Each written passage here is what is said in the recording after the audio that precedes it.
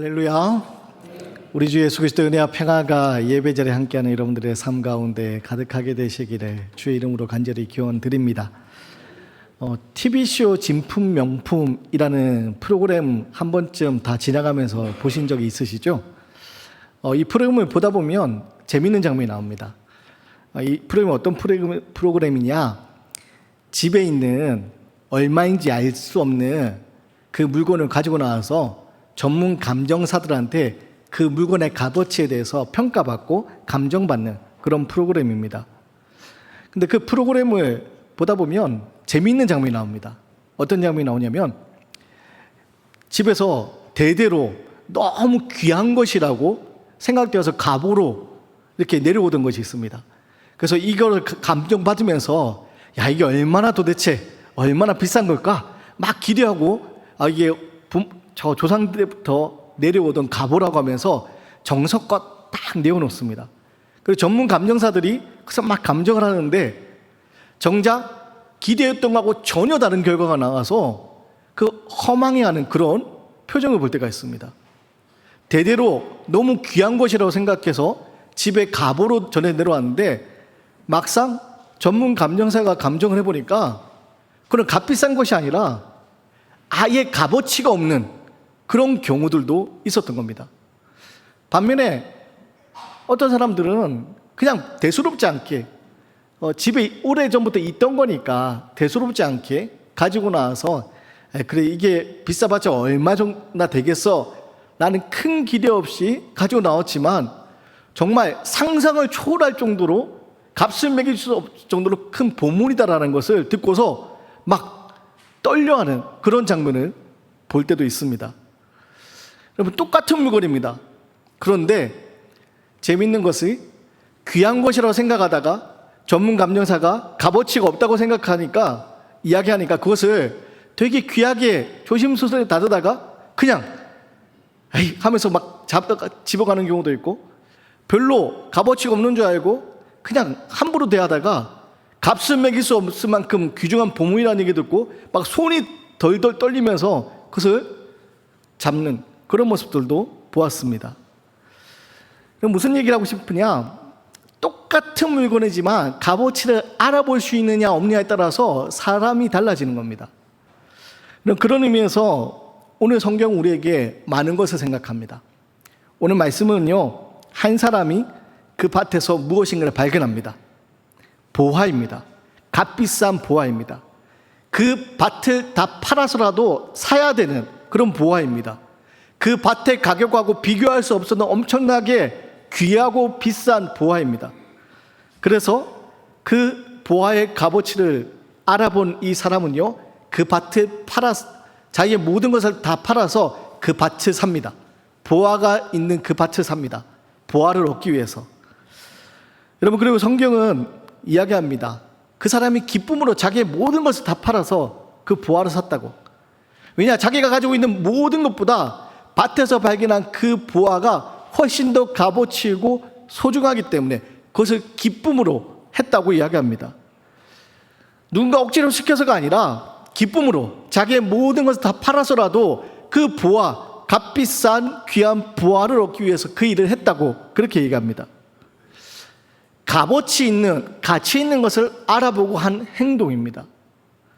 그리고 오늘 말씀 앞에 여러분, 오늘 우리 인생에서 정말 우리가 꼭 이것만은 놓치지 말아야지, 내가 이것만은 꼭 얻어야지 라고 생각할 값비싸고 소중한 보화, 우리 인생에서 정말 꼭 이것만은 소유하고 있어야 될 값비싸고 소중한 보화, 그 보화가 무엇인지 깨닫고 그 보화를 소유할 수 있는 믿음의 사람이 되시기를 주의 이름으로 간절히 기원드립니다. 먼저 오늘 말씀을 통해서요, 여러분, 우리 하나님 나라라는 값비싼 보화를 발견할 수 있어야 됩니다. 우리 44절 말씀인데요, 우리 44절 말씀을 같이 한번 읽겠습니다. 시작. 천국은 마치 밭에 감추인 보화와 같으니 사람이 이를 발견한 후 숨겨두고 기뻐하며 돌아가서 자기의 소유를 다 팔아 그 밭을 사느니라. 여러분, 예수님 어떤 이야기를 하십니까? 어느 날 한 사람이 밭에서 우연히 보화를 발견합니다. 그리고 그래서 발견하는 순간 깨닫습니다. 아, 내가 이 보화, 내가 가진 모든 재산보다 이 보화가 더 값비싸고 값어치 있는 거구나. 내 모든 것을 다 팔아서라도 이것을 얻어야겠다. 그래서 어떻게 합니까? 그 사람은요, 기뻐하며 돌아가서 자기의 모든 것을 다 팔아서 그 보화가 있는 그 밭을 삽니다. 여러분, 그 밭이 중요해서가 아니라 그 밭에 보화가 있기 때문에 그 밭을 삽니다. 보화를 얻기 위해서. 자기의 모든 것을 팔면서 내가 이것을 왜 팔아야 되지? 라고 두려워하지 않습니다. 억울해하지 않습니다. 왜냐? 자기의 모든 것을 다 팔아서라도 그 보화를 사면, 그 보화가 있는 밭을 사면, 그 보화가 자신의 것이 되면 자기에 있는 모든 것하고 비교할 수 없는 값비싼 보화를 자기가 얻을 수 있기 때문입니다. 그래서 그 사람은요, 자기의 모든 것을 다 팔아서 그 값비싼 보화가 있는 밭을 샀다. 그 보화를 얻었다라고 예수님 말씀하십니다. 여러분, 그렇다면 예수님께서 말씀하신 이 보화가 무엇이냐? 오늘 우리가 그것이 무엇인지 분명히 알아야 됩니다. 여러분, 예수님은 말씀하십니다. 천국은 마치 밭에 감추인 보화와 같으니. 이 보화가 뭡니까? 천국이라는 겁니다. 하나님 나라라는 겁니다. 여러분, 우리는요, 내가 가진 모든 것을 다 팔아서라도 그 보화, 다시 말해서 천국, 하나님 나라를 소유할 수 있어야 된다는 겁니다. 그 보화를 소유하지 않고 내가 가진 이것이 없어질까 봐 아까워하는 그런 인생이 아니라 이것보다 훨씬 더 값지고 좋은 그 보화를 얻기 위해서 내 모든 것을 다 팔아서라도 그것을 얻을 수 있는 지혜로운 사람이 되어야 된다라고 이야기합니다. 그리고 이 보화가 천국, 하나님 나라인데, 여러분, 그러면 우리가 붙들어야 돼, 우리가 얻어야 돼, 우리가 붙잡아야 돼, 천국, 하나님 나라가 과연 무엇입니까? 여러분, 이 천국은요, 우리가 죽어서 영원히 하나님 품에 안길 저 영원한 하나님 나라를 이야기합니다. 그리고 복음서에서는요, 단순히 그것만을 이야기하지 않습니다. 물론 우리에게 영원히 예비되어 있는 영원한 처소가 있지만, 그러면 이 땅에서는 우리가 소유할 수 없는 거냐? 그 천국 우리가 누릴 수 없는 거냐? 아닙니다. 예수님은요, 이 천국을, 하나님 나라를 이미 우리에게 주셨습니다. 그리고 이것을 우리는 믿음으로 받아들이고 누릴 수 있는 사람이 되어야 됩니다. 이 보화를 소유하기 위해서 우리가 죽어야지만 그 보화를 얻을 수 있는 것이 아니라 이 자리에서도, 우리가 살아가는 삶의 모든 순간 가운데서도 이 천국을 소유할 수 있다는 겁니다. 하나님 나라를 소유할 수 있다는 겁니다. 왜 그러느냐? 이 천국은요, 어떤 지리적인 장소를 이야기하는 게 아닙니다. 이 천국은요, 예수님이 선포하신 회개하라 천국에 가까웠느니라 할 때 이 천국은요, 바실레이아 투테오라는 말을 쓰는데 하나님의 통치를 이야기합니다. 하나님의 통치. 여러분, 하나님의 통치 아래 있으면 내가 한국에 있든 아니면 저 멀리 미국에 있든 혹은 어디에 있든 간에 하나님의 통치 아래 있으면 그 자리가 천국이 되는 겁니다. 물론 우리가 죽음 이후에 가게 돼 영원히 누리게 돼 영생이 보장되어 있는 천국도 있죠. 그런데 죽기 이전에도 지금 우리가 영혼을 얻을 수 있다는 겁니다. 지금 우리가 하나님의 통치 아래 살아갈 수 있다는 겁니다. 그게 바로 하나님 나라입니다. 그래서 예수님은 공생애를 시작하시면서 외치셨습니다. 회개하라 천국이 가까웠느니라. 이 천국은요, 예수 그리스도를 통하여서 시작된 하나님의 나라입니다. 그래서 이 하나님 나라를 통해서 우리는 무엇을 경험할 수 있느냐? 자격 없는 우리들, 죽음 가운데 죄로 인한 죄의 결과로 영원한 사망에 거할 수밖에 없는 우리들. 그런데 예수님이 말씀하신 이 천국, 하나님 나라를 통하여서 우리는요, 더 이상 죄와 사망의 법이 아닌 십자가의 은총 안에서 영혼을 보장받게 되는 겁니다. 죄사함을 얻게 되는 겁니다. 그래서 우리는 이 천국을 통해서 죄사함의 기쁨을 얻을 수 있는 겁니다. 우리는 하나님의 자녀가 될 수 있고요, 또한 우리 하나님 나라의 자녀로서의 권세로서 이 땅에서 무엇을 하든지 임마누엘 함께 하시는 약속하신 그 약속의 말씀, 그 약속의 말씀 우리 가운데 성취되는 인생, 언약이 성취되는 그 인생을 살아갈 수 있게 되는 겁니다. 그래서 흔들린 세상 가운데서도 여전히 우리의 삶을 무너뜨리려 하는 사단의 방해 앞에서도 우리는요, 하나님의 통치 아래 있기 때문에, 하나님의 통치 아래 있기 때문에 하나님의 자녀로서 그 은혜를 누리며 살아가는 삶, 그게 바로 지금 우리가 붙잡아야 돼, 지금 우리가 붙잡아야 돼, 소유해야 돼 보화임을 여러분 기억하시기 바랍니다. 여러분, 주일 아침 우리가 왜 이 자리에 모여 있습니까? 세상 사람들은 연휴다 뭐다 해서 저 멀리 여행을 떠나거나 혹은 주중에 힘들었던 시간들 이 주일날 늦잠을 자면서 자신을 위해서 쓰고 있는데, 왜 우리는 주일 아침 이렇게 아침부터 모여 하나님 앞에 예배하고 있습니까? 남들처럼 더 늦잠 자고 싶고 또 여행 가고 싶은 거 그 마음 뒤로 하고 우리가 왜 이 자리에 모여 있습니까? 여러분, 바로 그 하나님 나라 천국을 우리가 경험하기 위해서 아닙니까? 여러분, 세상은 우리에게 이야기합니다. 많은 돈을 가지고 있어야지 우리가 행복해질 수 있다고. 좋은 차를 타고 다니고 좋은 옷을 입고 다니고 좋은 가방 들고 다니고 좋은 집에서 살면 행복해질 수 있다고. 그래서 우리에게 무엇을 얘기하느냐? 자꾸만 큰 밭을 사야 된다고, 큰 밭을 사라고 그렇게 이야기합니다. 그런데 여러분, 아무리 우리가 큰 밭을 사도 그 밭 안에 감춰진 보화 천국이 없으면 그 밭은 우리에게 아무 의미가 없습니다. 여러분, 아무리 큰 밭을 산다 할지라도 그 밭이 우리에게 영원한 생명을 보장해 줍니까? 여러분, 아무리 값비싼 아파트에 살아도 그 값비싼 아파트가 우리의 영생을 보장해 줍니까? 그렇지 않습니다.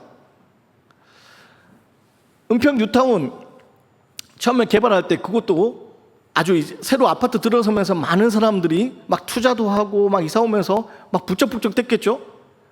그런데 지금 시간이 지나니까 어떻습니까? 은평 뉴타운도 그 연령대가 다 높아져서 여러분 아이들을 찾아보기 힘든 그런 상황이 되잖아요. 그리고 영원한 것은 없습니다. 영원한 것은 이 땅에 없습니다. 그렇기 때문에 여러분, 우리에게 영원한 것을 보장할 수 있는 보화, 바로 천국, 하나님 나라에 우리는 붙을 수 있어야 됩니다. 그래서 우리는요, 예수 그리스도를 통하여서 우리에게 주어지는 이 보화, 그것이 무엇인지 알고 그것을 붙들 수 있어야 됩니다. 오늘 예수님은 그것이 바로 천국이라고, 우리가 붙들어야 될 것은 천국이라고, 하나님 나라라고. 하나님 나라를 얻기 위해서라면 내가 가진 모든 것을 다 팔아서라도 그것을 붙잡을 수 있어야 된다고. 왜냐? 이 땅에 내가 가진 모든 것들 결국에는 빈몸으로 왔다가 우린 빈몸으로 떠날 수밖에 없는 존재이기 때문에, 내가 아무리 이 땅의 것을 자랑해도 결국 하나님 앞에 섰을 때 이 땅의 것을 자랑할 수는 없기 때문에, 그리고 천국을 소유할 수 있어야 된다고, 천국을 붙잡으라고 이야기하는 겁니다. 사랑하는 여러분, 그래서 오늘 말씀 앞에 여러분들이 세상의 것이 아닌 영원한 것을 바라보고 밭에 감추어진 보화, 오늘 예수님이 말씀하시는 그 천국을 궁금해하고 그 천국을 붙잡으시고 천국, 하나님 나라를 경험하고 살아갈 수 있는 믿음의 사람이 되시길 바랍니다. 예배를 준비하면서 기도의 자리에서 빼놓지 않고 하는 기도가 있습니다. 그게 뭐냐? 하나님, 이 예배의 자리에서 세상 어디에서도 경험할 수 없는 하늘의 기쁨과 하늘의 신비를 경험하게 하여 주시옵소서. 여러분, 예배의 자리에서 하나님의 은혜를, 신비를 경험한 사람들은요, 등을 떠밀어도 떠나지 않습니다. 왜냐? 이것이 좋은 걸 알기 때문에. 한번 생각해 보십시오. 그 밭에 보화가 있는 걸 아는데 여러분, 그 밭을 팔라고 아무리 해도 그 밭을 팔겠습니까? 팔지 않습니다. 마찬가지입니다. 이 예배의 자리에서 하나님 나라를 경험한 사람들은요, 떠나라고 해도 떠나지 않습니다. 잠시 멀어질 수는 있지만 결국 하나님 품으로 다시 돌아옵니다. 왜냐? 하나님의 은혜를 경험했기 때문에. 저는 이 예배 자리에서 여러분들이 그런 부활을 붙잡고 발견하고 붙들고 하나님의 은혜를 고백하며 살아갈 수 있는 믿음의 사람이 되시기를 주의 이름으로 간절히 기원 드리겠습니다. 또 우리는 하나님 나라를 발견했다면 어떻게 했냐? 그것을 붙들기 위해서 결단해야 됩니다. 여러분, 45절과 46절 말씀에 예수님이 또 하나의 비유로 말씀하시는데요. 자, 우리 45절과 46절 말씀을 같이 한번 읽겠습니다. 시작. 또 천국은 마치 좋은 진주를 구하는 장사와 같으니 극히 값진 진주 하나를 발견하며 가서 자기의 소유를 다 팔아 그 진주를 사느니라. 여러분, 밭에 감추어진 보화를 산 것처럼 진주를 장사하는 사람이 그 진주를 발견합니다. 그런데 그 진주의 가치를 알아봅니다. 그래서 어떻게 합니까? 자기의 소유를 다 팔아서 그 진주를 샀다라고 예수님 말씀하십니다. 여러분, 첫 번째 사람이 밭에 보화를 발견한 거, 두 번째 장사하는 사람이 그 진주의 가치를 알아본 거, 발견하는 과정은 조금 다를 수 있습니다. 그런데 발견한 후에 공통점이 하나 있습니다. 그게 뭡니까? 그 가치를 알아본 뒤에는 밭에 감추어진 보화가, 그리고 그 진주가 얼마나 가치 있는 것을 알아본 후에는 자기의 모든 소유를 다 팔아서라도 그것을 사는 겁니다. 그것을 얻는 겁니다. 그럼 발견한 뒤에는요, 둘 다 결단합니다.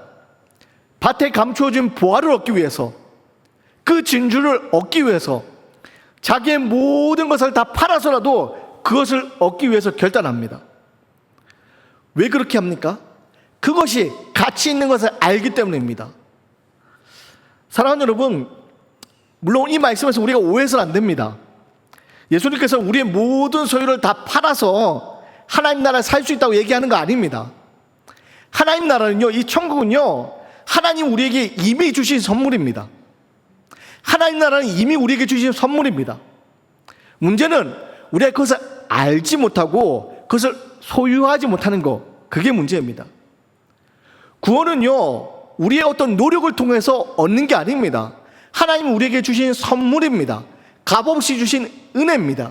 그리고 이것을 우리는 붙들고 그것을 붙잡고 그 구원의 능력으로 살아가는 삶이 되어야 됩니다. 그래서 그 은혜를 발견한 사람들은요, 그것을 붙잡기 위해 살아야 된다는 겁니다. 그것을 소유하기 위해 살아야 된다는 겁니다. 그것을 가지고 살아가야 된다는 겁니다. 그런 의미에서 오늘 우리의 모습을 돌아볼 수 있어야 됩니다. 여러분, 우리는 오늘 성경에서 말하는 이 천국을 발견했습니까? 천국을 발견하고 그것을 얻으려고, 그것을 소유하려고 애쓰고 있습니까? 여러분, 지난 한 주에 우리의 삶을 한번 돌아보시기 바랍니다. 지난 한 주 내가 가장 많은 시간을 쓴 것은 무엇을 위해서였습니까? 내가 가장 많은 돈을 쓴 것은 무엇을 위함이었습니까? 여러분, 내가 시간을 어디에 쓰고 내가 물질을 어디에 쓰는지를 살펴보면 내가 무엇을 위해 살고 있는지가 답이 나옵니다. 그렇다면 여러분, 지난 한 주 우리는 무엇을 위해서 시간을 쓰고 무엇을 위해서 물질을 사용했습니까? 정말 밭에 감춰진 보화를 얻기 위해서, 이 진주의 가치를 알아보고 진주를 사기 위해서 나의 시간과 나의 물질과 나의 삶을 사용했습니까? 아니면 밭에 감춰진 보화가 있는 건 알겠는데 여전히 내 재산이 소중해서, 이 진주가 가치 있는 건 알겠는데 여전히 내 것이 소중해서 이것을 팔아서 이것을 얻으려 하기보다는 여전히 내 것을 지키기 위해서 그렇게 애쓰며 살고 있습니까? 사랑하는 여러분, 우리는 보다 소중한 것을 발견하고 그것을 얻을 수 있는 지혜를 가져야 됩니다.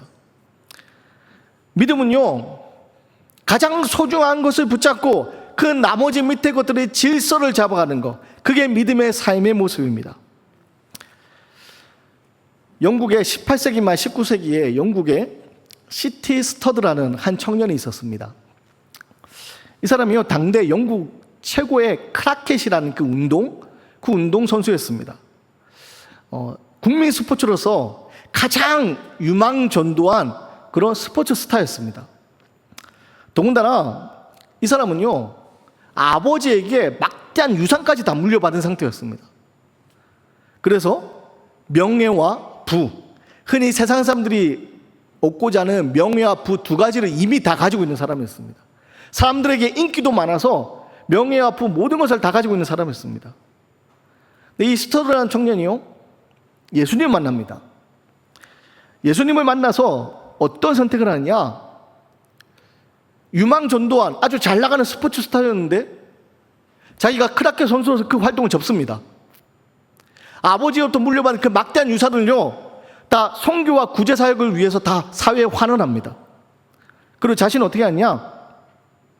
선교사가 되어서 훈련을 받고 중국으로 선교를 나갑니다. 그리고 이후에 중국에서 또 인도에서 선교를 하다가 그렇게 세상을 떠납니다. 사람들이요, 이 스터드한 청년이 잘 나가는 스포츠 스타가 갑자기 자신의 활동을 접고 선교사로 나가겠다 하니까 의아해서 막 물어봅니다.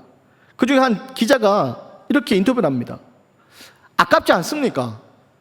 당신의 재능이 있는데, 또 막대한 물려받은 유산도 있는데, 그 막대한 부와 당신의 재능을 통해서 앞으로 찬란하게 펼쳐진 미래가 있을 텐데 아깝지 않습니까? 근데 스터드가 이런 말을 남깁니다. 우리에게 주어진 인생은 단 한 번이며 곧 지나갑니다. 그리고 오직 예수님만을 위해 행한 것만이 남을 겁니다. 여러분, 세상 사람들이 볼 때는요, 이해가 안 됩니다. 잘 나가는 스포츠 스타가 막대한 유산을 물려받은 이 사람이 왜 그 모든 것을 사회에 환원하고 갑자기 저 중국으로 선교로 살아갈까? 사람들 이해하지 못합니다. 근데 이 스터드라는 청년은요, 알았던 겁니다. 밭에 감추인 보화를 발견한 겁니다. 값비싼 진주의 값어치를 알은 겁니다. 여러분, 오늘 이 이야기를 통해서 우리가 기억해야 될 것은요, 무엇을 포기했냐, 그것을 우리가 주목해야 될 게 아닙니다. 무엇을 발견했기에, 도대체 이 스터드한 청년이 무엇을 발견했기에 그 모든 것을 다 뒤로 하고 선교사로 떠났을까? 여러분이 무엇을 발견했느냐에 대해서 우리는 집중해야 됩니다.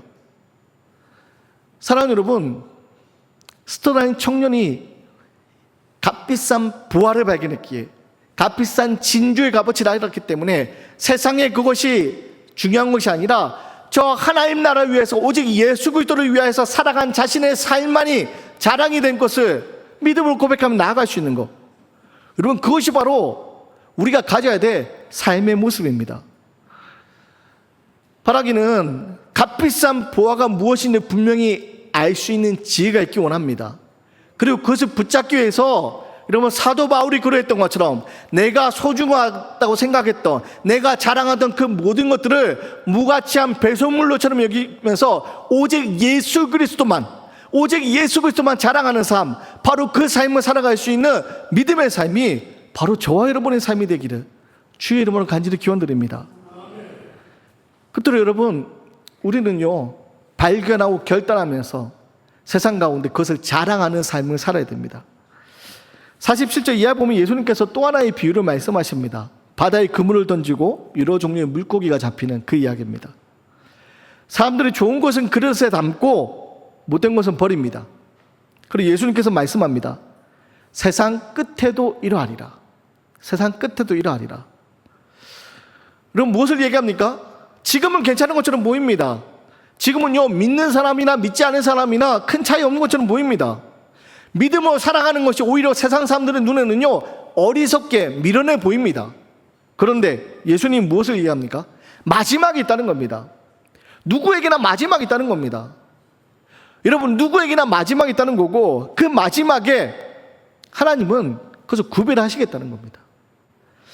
사랑하는 여러분, 그래서 하나님 나라의 이 보화를 발견하는 건요, 밭에 감추어진 보화를 발견하는 건요, 진주의 가치를 알아보는 것은요, 단순히 우리의 삶이 조금 더 잘 살게 되는 방법이 아닙니다. 그 보화를 발견하는 것은요, 그 진주의 값어치를 알아보는 건요, 영원의 삶으로 나아가는 문입니다. 사랑하는 여러분, 이 땅에서 우리가 언젠가는 누구나 다 죽음의 문을 통과하게 될 터인데, 여러분, 그 죽음의 문을 통과하는 순간 이 천국의 가치를 밭에 감추인 보화를 발견한 사람만이 영원한 하나님 나라의 문에 들어갈 수 있다는 사실을 우리는 잊지 말아야 됩니다. 그래서 여러분, 우리는 영원한 것을 바라보면서 영원에 입되어 살아가는 사람들, 그게 바로 우리가 살아가는 삶의 모습들이 되어야 됩니다. 이 땅에 언젠가는 먼지처럼 사라질 것들, 그것들을 움켜쥐려고 살아가는 삶이 아니라 이 손에 있는 세상의 헛된 것들을 놓아버리고 영원한 것을 붙잡고 살아갈 수 있는 지혜로운 믿음의 사람이 되시기를 간절히 부탁드립니다. 그래서 예수님 51절에 제자들이 이렇게 물으십니다. 이 모든 것을 깨달았느냐? 이 모든 것을 깨달았느냐? 제자들이 대답합니다. 그러하오이다. 여러분, 그리고 예수님 말씀합니다. 천국의 제자된 서기관마다 마치 새 것과 옛 것을 그 곳간에 내오는 집주인과 같으니라. 여러분, 우리 안에 있는 곳간을 내어와야 됩니다. 내가 그 보화를 발견하면요, 이 보화는요, 내가 혼자 잘 붙들고 내가 보면서 기뻐하는 것이 아니라 세상 사람들 자랑할 수 있는 자랑거리가 되어야 됩니다. 다시 말해서 내가 믿음으로 살아가는 그 삶이요, 이 땅을 살아가는 그 삶의 모습이 세상 가운데 하나님을 나타낼 수 있는 이정표의 모습이 되어야 되는 겁니다. 그런 의미에서 여러분, 우리들의 모습이 하나님의 살아계심을 나타낼 수 있는 이정표가 될 수 있도록 여러분의 삶 가운데 하늘의 기쁨이 가득하기 원합니다. 그래서 사람들이 볼 때, 야, 저 사람은 도대체 내가 볼 때 인생이 되게 힘들어 보이는데, 아니 내가 볼 때는 도대체 기뻐할 일이 하나도 없는 것 같은데 왜 저렇게 항상 얼굴에 기쁨이 가득할까? 도대체 왜 그럴까? 그래서 언젠가 물었을 때 예수 그리스도 덕분입니다. 예수님 한 분만으로 제가 기뻐합니다. 고백할 수 있는 믿음의 삶, 그게 우리의 모습이 되어야 됩니다. 11월 1일 총력 전도주의를 위하여서 여러분 작정하고 결단합니다. 그리고 그 영혼을 위해서 우리가 기도합니다. 그리고 여러분, 그 영혼에게 예수 믿으세요. 우리 11월 총력주일, 우리 총력주일로 지키게 되는데 그날 같이 교회 갑시다. 이 말하는 거 정말 중요하죠. 근데 그것보다 더 앞서야 될 것이 있습니다. 그게 뭐냐? 내가 하늘의 기쁨, 하늘의 보화를 발견하고 그것을 기뻐하는 겁니다. 그것을 기뻐할 때 여러분 사람들은 궁금해할 겁니다. 도대체 뭐가 저렇게 기쁠까? 도대체 뭐가 저렇게 좋을까? 그리고 그때 우리는 이야기하는 겁니다. 예수님 때문에 내가 기쁩니다. 예수님 때문에 내가 행복합니다. 예수님 때문에 내가 이렇게 살 수 있습니다. 자랑하는 겁니다. 그것이 바로 보화를 발견한, 진주의 가치를 알아본 사람들이 살아가는 삶의 방식입니다. 바라기는 저와 여러분의 모습이 이 땅에서 예수 그리스도 한 분만으로, 그로 인하여서 기뻐할 수 있는 믿음의 삶이 되기 원합니다. 여전히 우리 삶에 어려운 순간들이 있죠. 삶의 풍랑들이 몰아칩니다. 예상치 못했던 일들이 일어납니다. 그러나 예수 그리스도 한 분만으로, 예수님 한 분만으로 나는 행복합니다. 예수 그리스도를 통해 주어지는 하늘의 기쁨이 우리에게 충만하게 넘쳐나는 그 믿음의 삶이 되기 원합니다.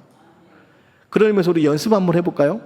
자, 우리 앞뒤 좌우에 계신 분들에게 우리 이렇게 한번 고백해 보겠습니다. 나는 예수님 때문에 행복합니다. 고백하겠습니다.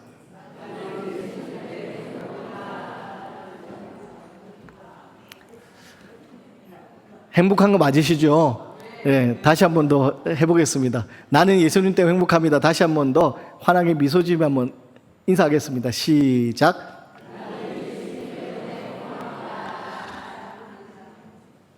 여러분, 이 땅의 것은 언젠가는 사라질 겁니다.